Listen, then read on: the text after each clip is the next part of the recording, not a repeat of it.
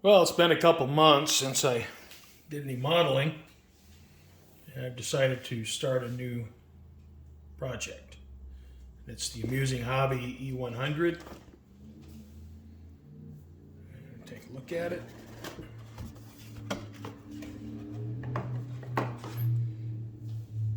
I'm good with the paper panzers, and I know some guys are real into historical accuracy and what was and wasn't available, and it doesn't bother me too much as long as there were actual drawings and it could have potentially happened if the war would have went on a little bit longer. But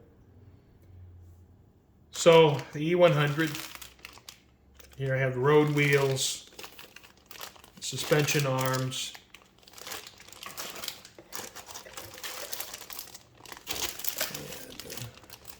I believe these are the side skirts for it. Individual link tracks. That puts some people off, but personally I don't mind. There's some tools. I have an A-Bear aluminum gun barrel with the brass muzzle brake.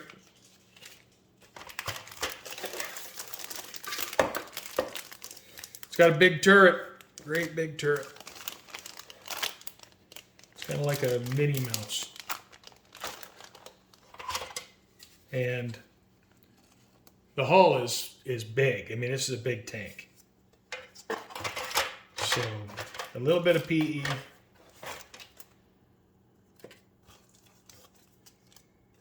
Just a couple of basic markings.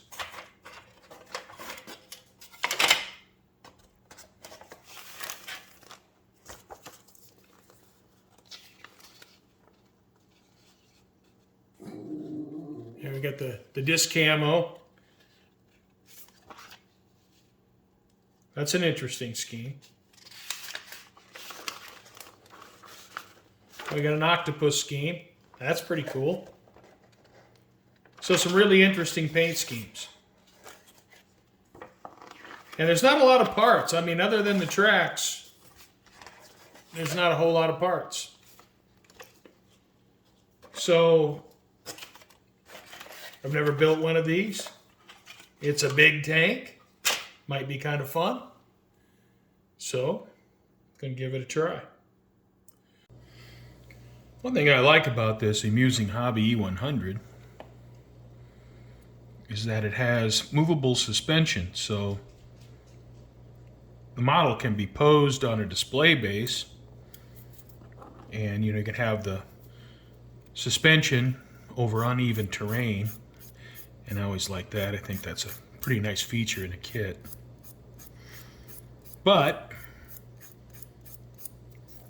in order to do that, you have to have actual working springs. And this kit has 32 springs. Alright, well, I have enough of these assemblies done for one side. You can kind of look at them here. I got the springs cleaned up pretty well. And so I'm going to go ahead and attach a few.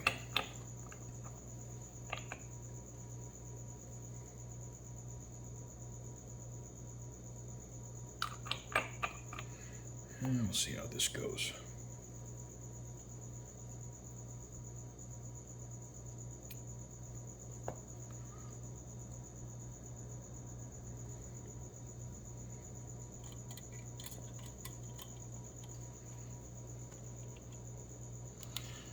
Alright, well, there's one. And so on and so forth. I'll go ahead and attach the rest of these on this side.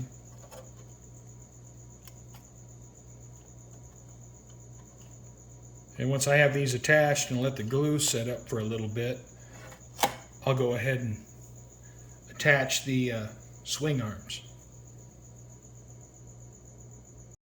Alright, so I'll put some of the swing arms on.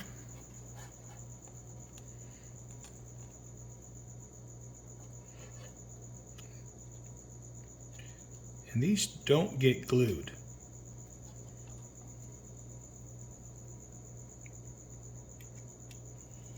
All right, you can see you get some suspension travel, which will make it nice because when you got the individual link tracks, they'll be able to follow the suspension, and I'll be able to set the tank model up over some uneven surface, and that'll look pretty nice. So looking forward to that as I get further along in the project.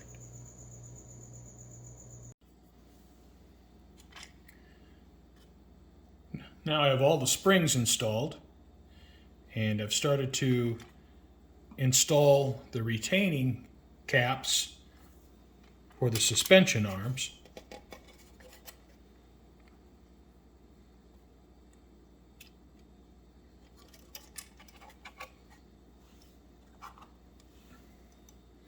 And they're a little bit tricky to handle because they're round.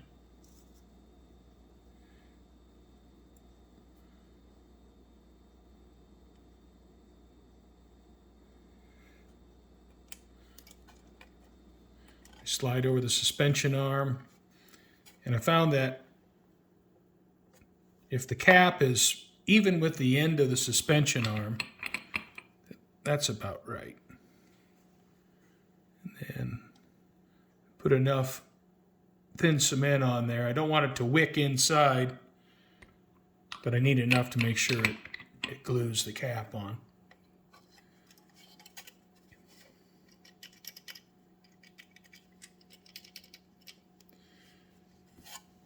And I'll continue on with that for the rest of them.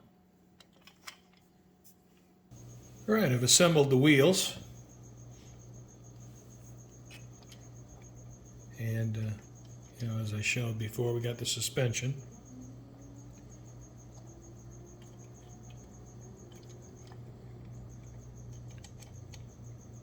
And like all the big German tanks, have the interlaced wheels.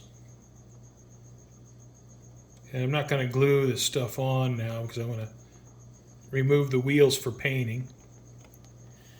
And then for the outside wheels, they have as like an extension piece that goes over here.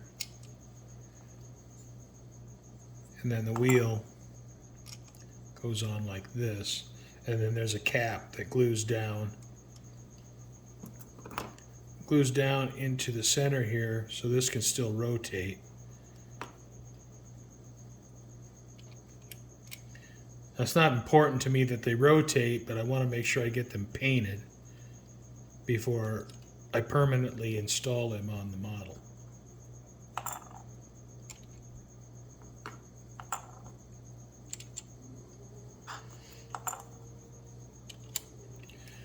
And so at this point, have the road wheels built. They're a little bit loose. I think the tracks will help align them.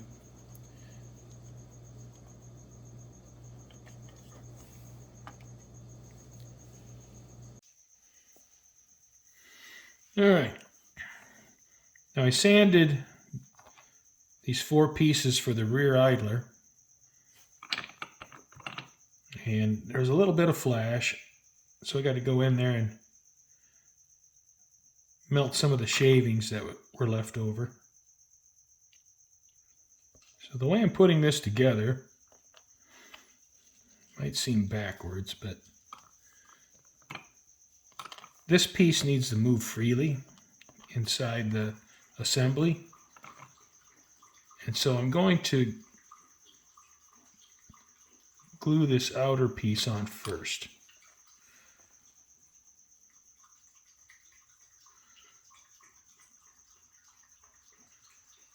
And get that lined up as best I can.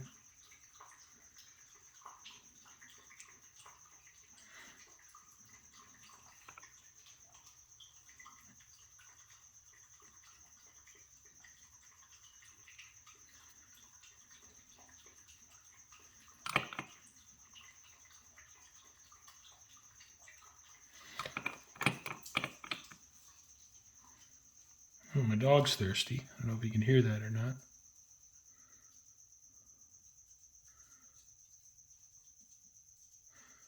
All right.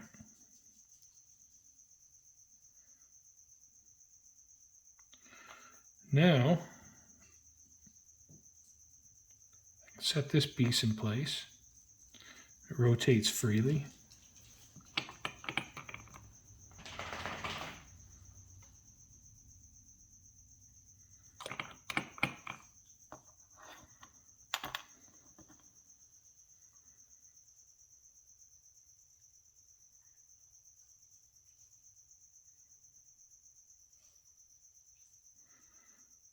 All right, that's it.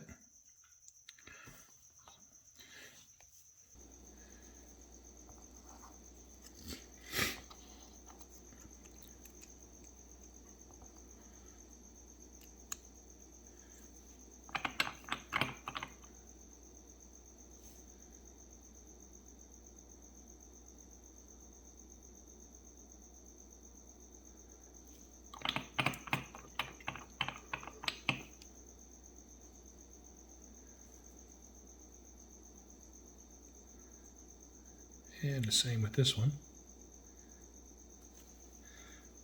So I'll let those sit up for a minute. All right, now to glue on the front.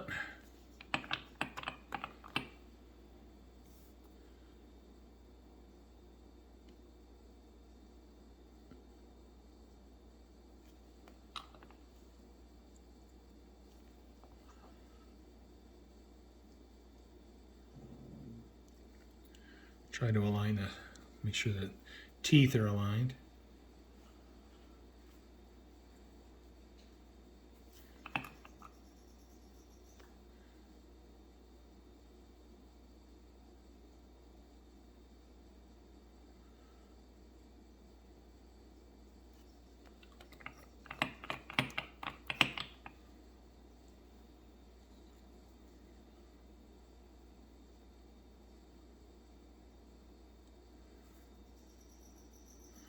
All right, that's one front done.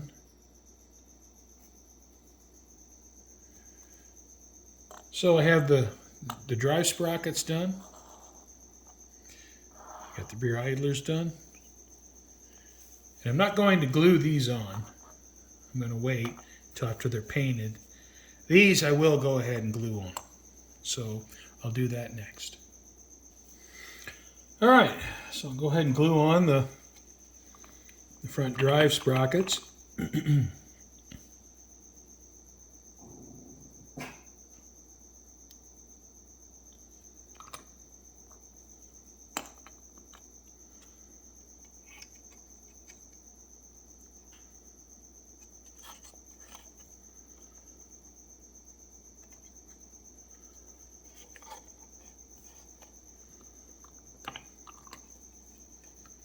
Make sure that's sitting in place correctly.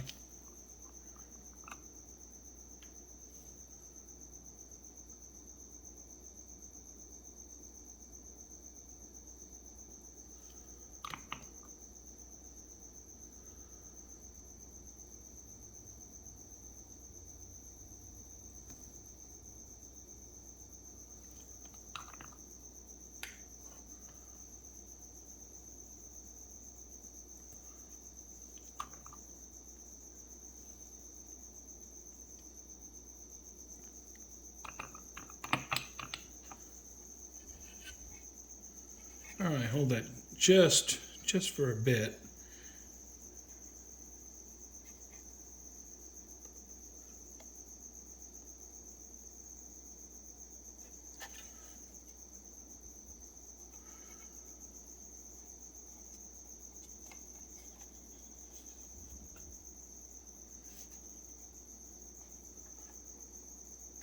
All right, let me get this side.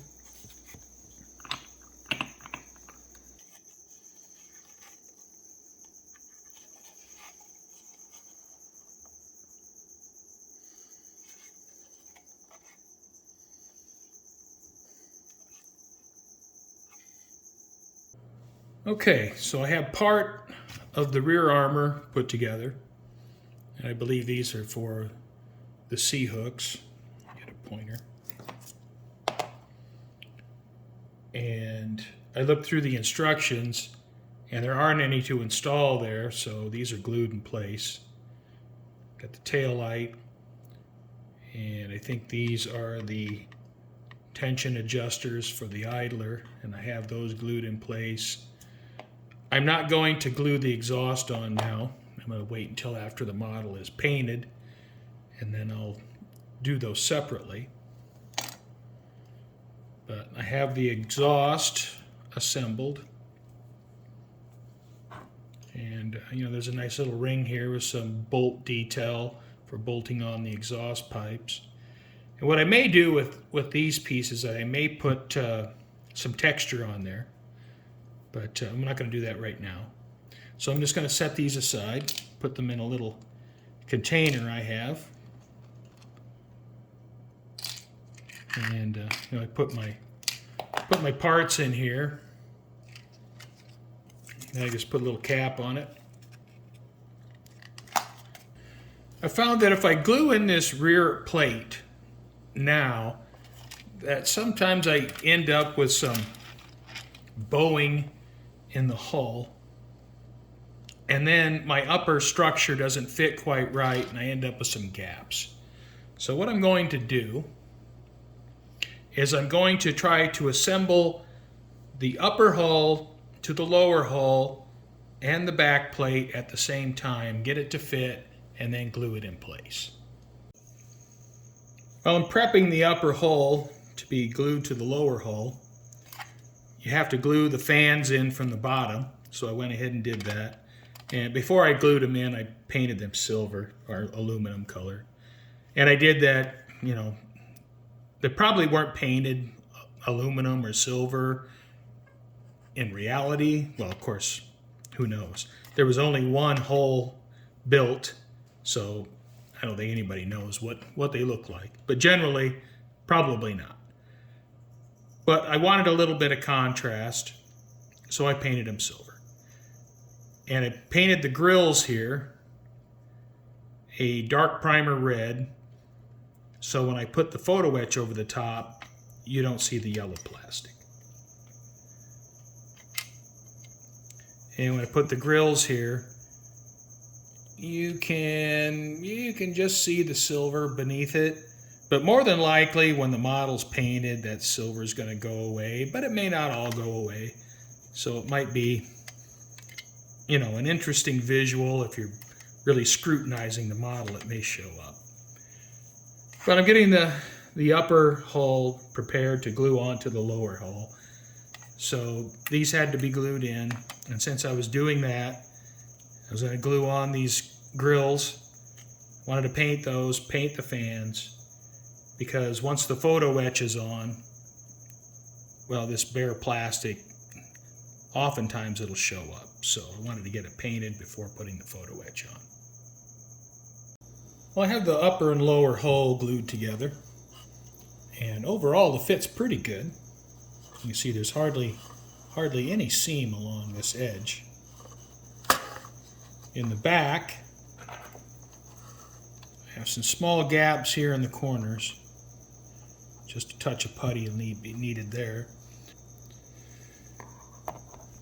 And on this side, the fit is also really good.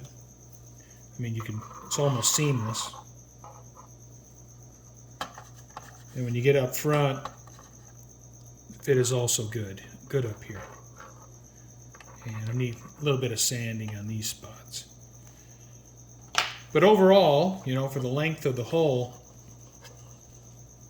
the fit is pretty good. You need just a little bit of putty.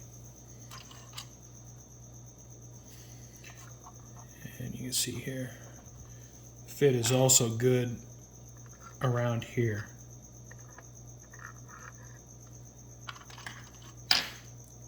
So overall, I'm pretty happy with that. Well, here's where I have to be a bit patient. It's cutting out all these track links is pretty darn tedious. But, I have my audio book, and I have it turned off now. as soon as I'm done here with this video clip, I'll turn it back on. And I just kind of get my head into the story and just clip away.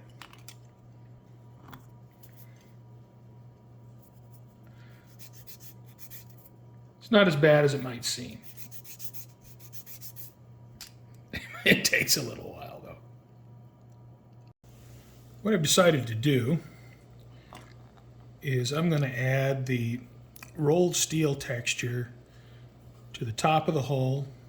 Put it here. I'm also going to put it on the side.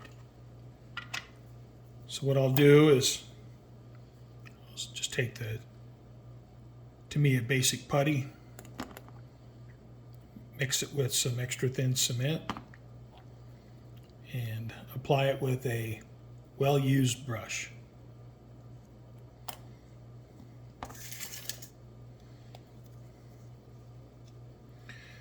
Take a little bit of cement or putty.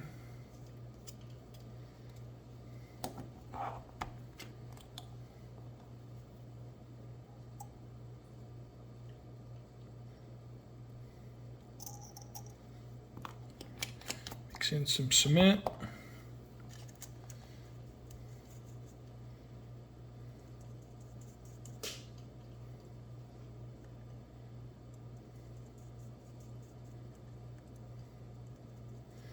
This will evaporate pretty quickly, so it'll kind of move.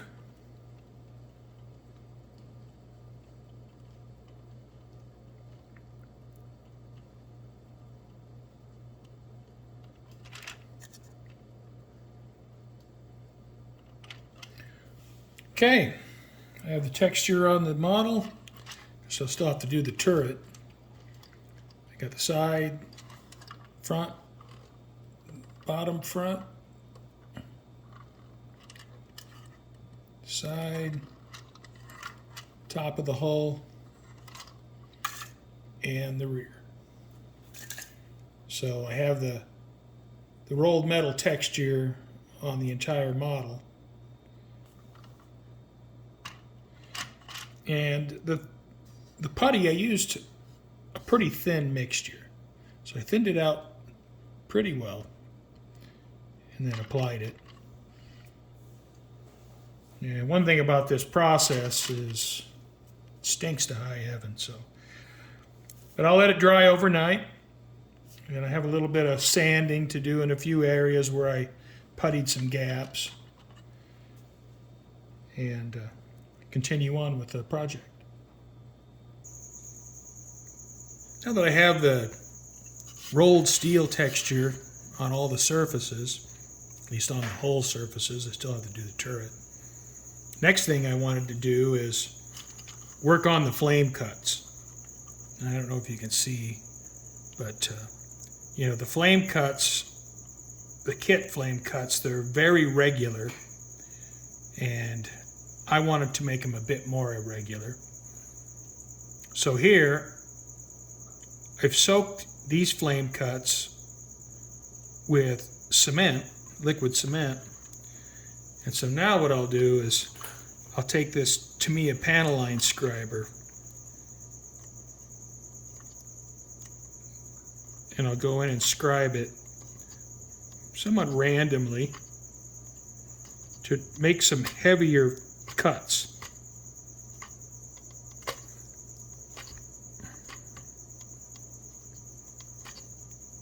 And after the cement softens up the plastic, I can get in there and make some cuts. And if I'm just kind of random about it, you know, I'll have some deep cuts. Some of the model's original cuts will still be there. And, you know, I don't know if you can see that, but so you can see hopefully you can see the difference between these cuts and these cuts.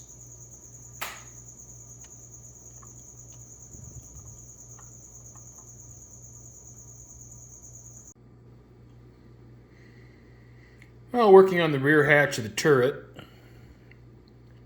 and you know, have the the hinges made up, glued in place. There were some sinkholes in the hatch, and I filled those, sanded those out. I don't know if it'll matter. I don't know if it'll be seen, but you know, did it anyway.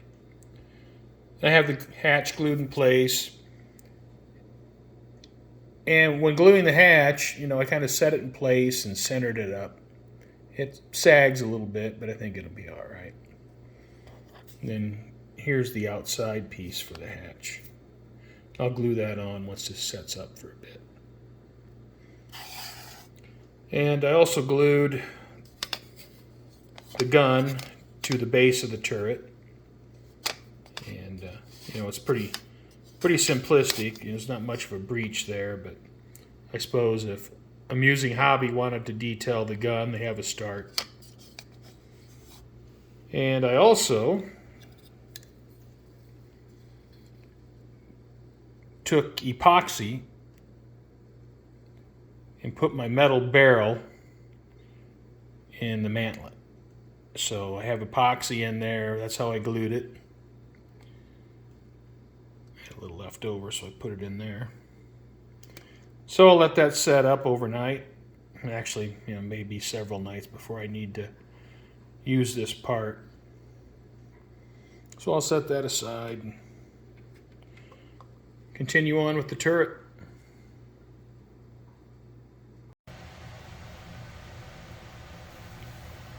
Well, I have the putty weld beads all in place, and I think I did a little bit better job on the turret than I did on the hull. Of course, practice makes perfect. Since this is the first model that I've tried this on, I expect I'll get better as I do it, but you know, pretty happy with how these turned out.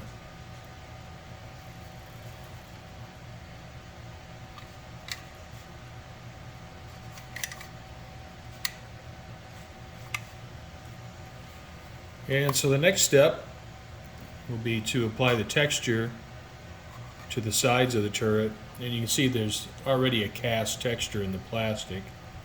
But I'll go ahead and use diluted Tamiya putty. And you can see where I used Tamiya putty to apply texture to all the rolled steel surfaces. The A-Bear gun is so heavy that the friction for the gun elevation is not strong enough to hold it. So I'll probably have to cement the gun in one position. I'll have to figure out what that is. But it's a big old piece of aluminum. And it's got that strange muzzle brake that, you know, a lot of the late war paper panzers had. And the hull is done. A little bit concerned about the suspension. Suspension's pretty soft. So I get that turret on there with that heavy gun. It may collapse the front suspension, so I'll probably have to prop the front of the tank up a little bit. It's got a little bit of PE. You know, there's only 4 sprues, so not a lot of parts. It's like most German tanks, there's a lot of road wheels. The inner road wheels, outer road wheels.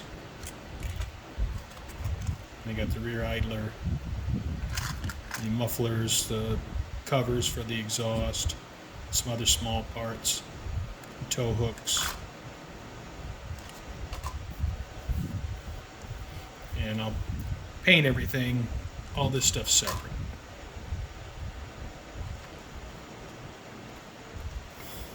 And to assemble the model,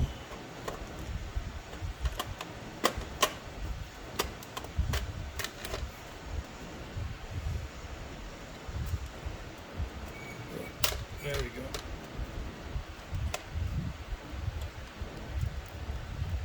It is a good sized model for 1/35 scale. So next, I need to get started on the display base.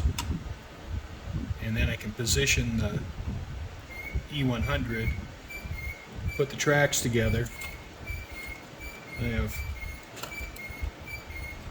all these containers full of tracks, so it's a bunch of work to do there. Move this out of the way.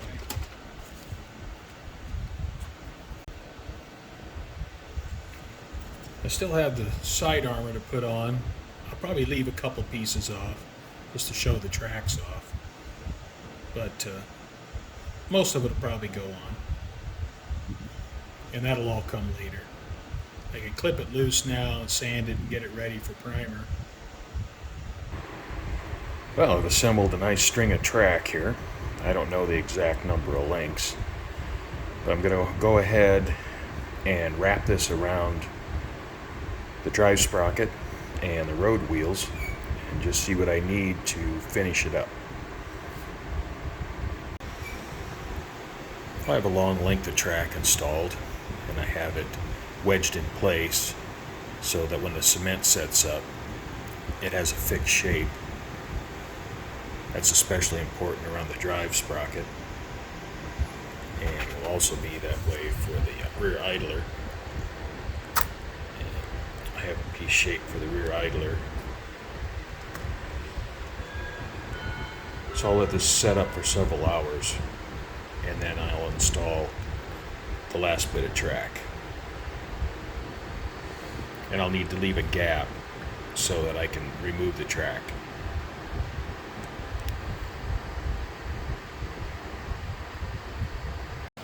Well, I have the E-100 built, and it's just about time for primer. I'm going to leave this left front fender off to show off the massive tracks. I'm going to leave the right rear fender off.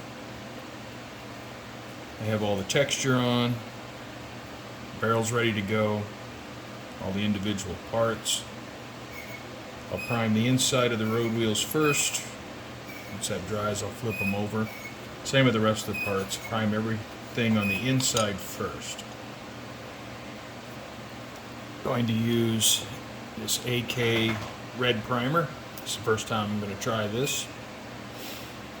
And hopefully I can use Tamiya acrylic thinner with it, but I don't know. I've never tried this before, so I'll mix a little bit up and see how that works. It says waterborne primer, so we'll see. But I like the color. It has a really good red oxide color, so let's try that. And you know, the kit was a good kit to build. Enjoyed it. Put some thin Tamiya putty texture on the rolled steel.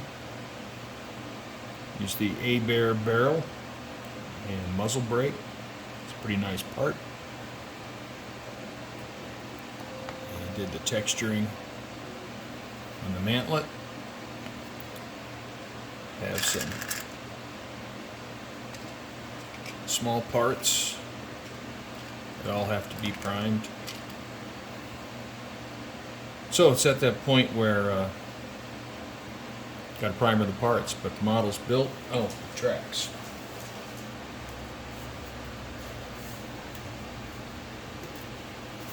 Got the tracks assembled, and you know, I have to leave a gap, so put them on the model.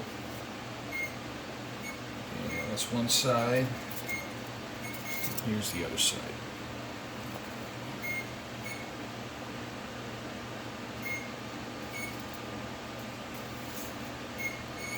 So that's it for the assembly. I'm using hobby kits. Some of the definition isn't the most crisp. Like you can see, it's kind of soft in here in the middle. The fit's pretty good. You can see here with the road wheels, the bolt heads. You know, they're just pretty much kind of round heads. So that's one thing with them using hobby kits that isn't the best. The detail isn't real crisp. But they build pretty well, it fits pretty good, and they have some interesting subjects that other manufacturers don't kit. So I like their kits in that regard. So time for primer.